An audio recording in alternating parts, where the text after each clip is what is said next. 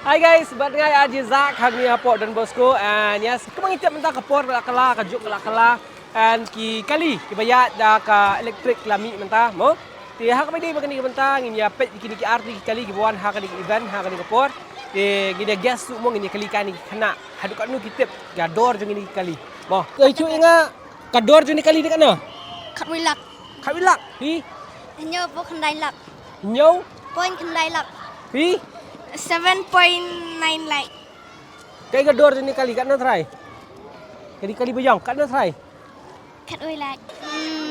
Arajan. Hah? Arajan. Hajar, man! Electric vehicle, yes! Okay, so guys, how much is the price that one? Around like 30 lakhs. 30 lakhs, I think 11 lakhs. 25 lakhs. 10 lakhs. 10 lakhs. Okay, I'll stick with 2,000 rupees.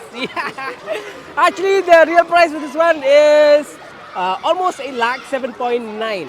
Okay, that's the actual price of this car.